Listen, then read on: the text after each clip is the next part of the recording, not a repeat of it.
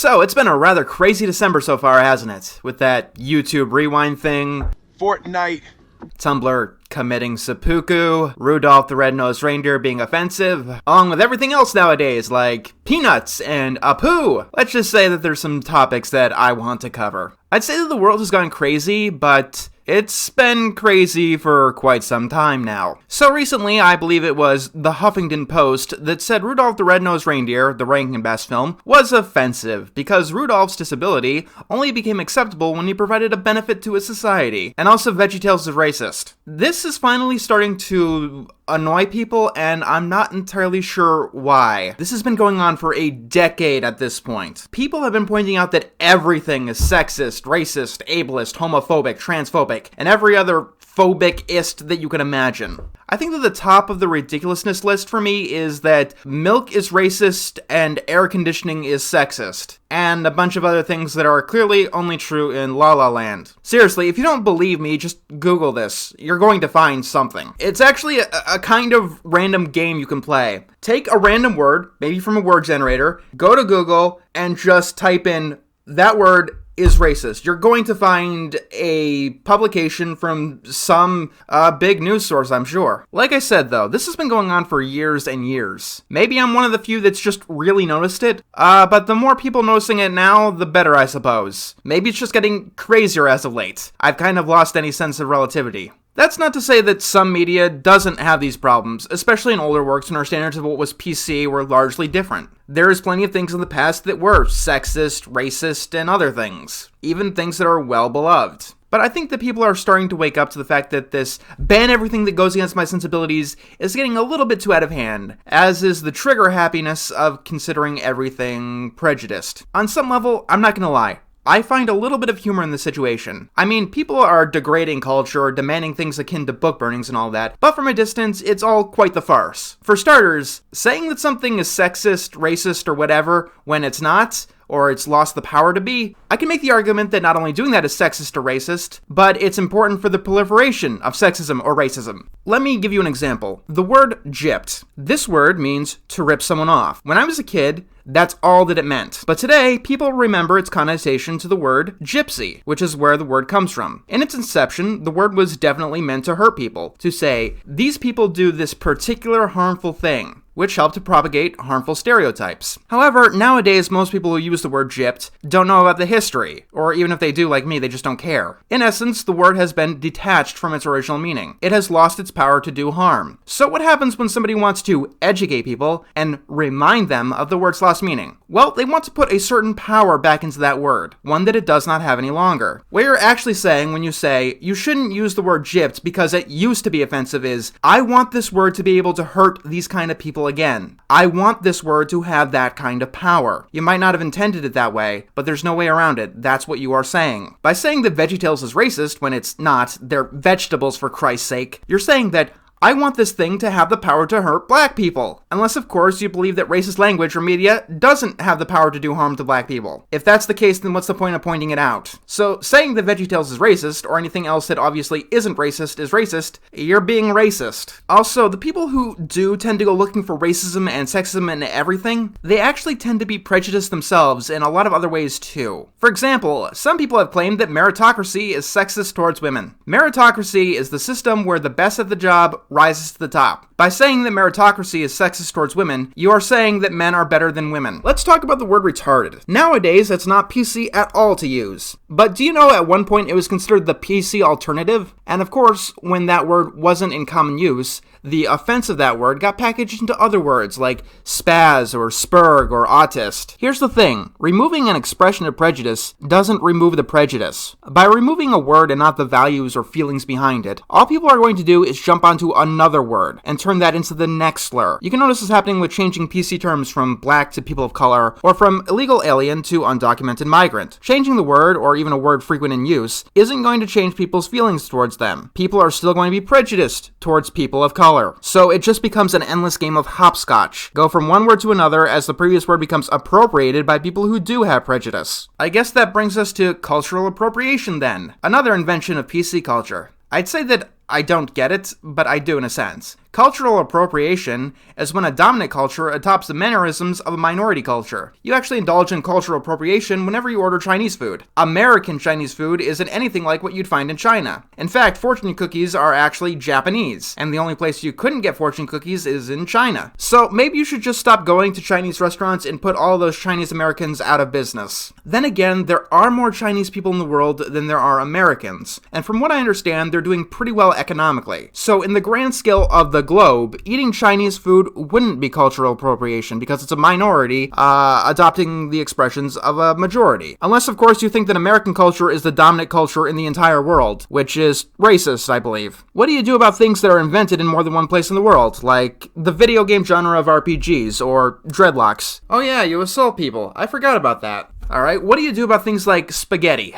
Spaghetti, believe it or not, is actually the Achilles heel of cultural appropriation. Spaghetti and meatballs was specifically invented by Italian Americans to the point where you can't really get it in Italy. It's not an Italian food, it is an Italian American food. Because Italian Americans were too poor to get the ingredients that they needed for traditional Italian food. Noodles, though, which are the basis of most Italian foods, were invented in China. And the tomato, which is used in pasta sauce, was endemic to Central America. In fact, for the longest time, in Europe, they believed that they were poisonous. The idea of cultural appropriation is not only hard to logic, but in my opinion, it's counterintuitive, but on top of that, it's probably dangerous. First of all, it leads to segregation. Segregation is bad. But let me remind you why segregation is bad. When things are segregated, things that are given to the minority group are often of lesser quality than what's given to the majority group. The other problem, cultural appropriation creates a very awful catch-22. When you and your group are the only one allowed to use your culture, there are two options. Number one, you embrace your culture as much as you can, and all of the pieces of it, to the point where you become the stereotypical person of your culture. Or number two, these pieces of your culture die. And the death of a culture is something that I don't think anyone wants. The idea of cultural appropriation and making it taboo is to stop the death of these cultures. Of course, there are going to be idiots who don't understand the cultural context, the history, or what's taboo within your culture. But that also happens within cultural lines, not just across them. How many Christian kids do you think played with their family's nativity scene, even though that's very taboo? Of course, the reverse logic of PC culture has been used on this slice of things for the longest time. For years and years, I was told that Miss Pac-Man was sexist. Why? Because it replaced a male character with a female character. You know, along with doing a bunch of other things that we're just going to ignore for a point. But I really have to see Ghostbusters 2016, because it replaces male characters with female characters. It's the most progressive thing you could do. From a distance, this is comedy gold. But as I've said before, the best comedies in the world are absolute misery for the people living within them. Ironically, to me, that probably was the most annoying thing about the whole Ghostbusters fiasco. You see, these random things that people declare are racist, sexist, or whatever can just randomly be declared not, even if they were progressive at one point. The only thing sexist about this whole thing was probably making the female Ghostbusters the bad one. Then again, Miss Pac-Man was better than the original Pac-Man, and I don't know if that's still considered sexist. So I guess making the female version of a product better is more sexist, apparently. Kevin Hart lost his job hosting the Oscars because of some homophobic tweets he made years ago that he already apologized for. If you want apologies to not work at all in the future, a good way to do that is to make them not count. So tell me, why should anyone ever apologize for any shitty thing that they've ever done if it's just not going to count? Especially because people who refuse to apologize at all seem to be doing quite well. A lot of the time, people clamoring for PC culture tend to be their own worst enemy, because a lot of this stuff is very contradictory. It's a game you can't win. Let me hit you with an example. People want more stories about gay people. Okay, that's fine. Here's the story that I want to write. A gay person is accidentally outed by one of his loved ones. Just right off the cuff, any writer who tries to do this immediately falls into what I call the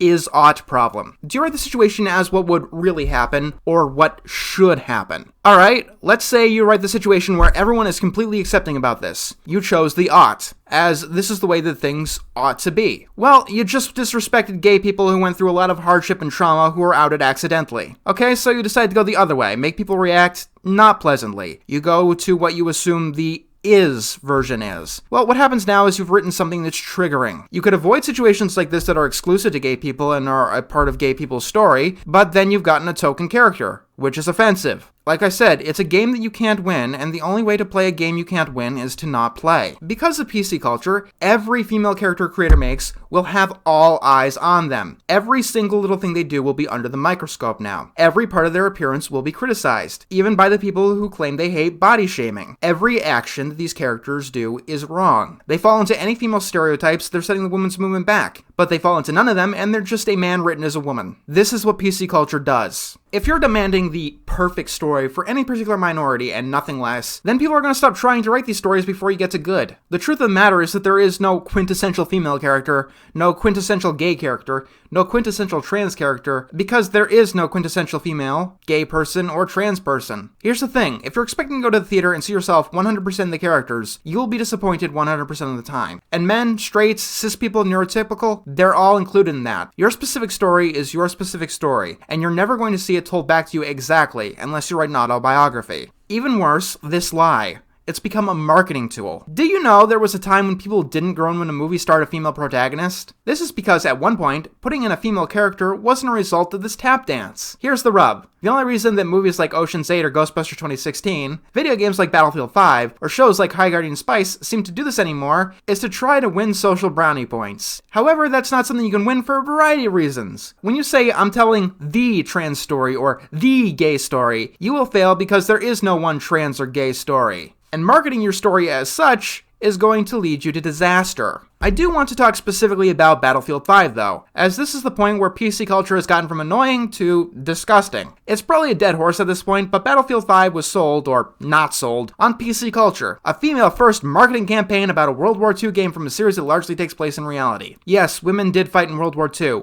but not in the scenarios that they made and not in the way that they wrote it. There were actually some interesting scenarios that they could have picked, but no, they resorted to making shit up for the sake of girl power. The worst thing that PC culture is doing is historical revisionism. What am I supposed to tell my daughter when she can play someone who looks like her in Fortnite, but not in Battlefield 5? Well, let's start with one thing that the developer of this game doesn't seem to realize. The Battlefield series is a series of M-rated games, and your kid probably shouldn't be playing M-rated games in the first place. But beyond that, you could tell her that that's not what really happened in World War II, for the most part. If we're becoming afraid to tell history because it's not politically correct, we're going to be in very big trouble in the future. I mean, it wasn't that women didn't have a very important role to play in World War II. They kept the home front going while men were all at war. But I get it, you want to downplay the hardship that the women faced at the time. You want to hide the fact that they were discriminated against and couldn't enlist on the Allied forces. It kind of downplays all the struggles that women had to go through to actually eventually be able to enlist. But you do you.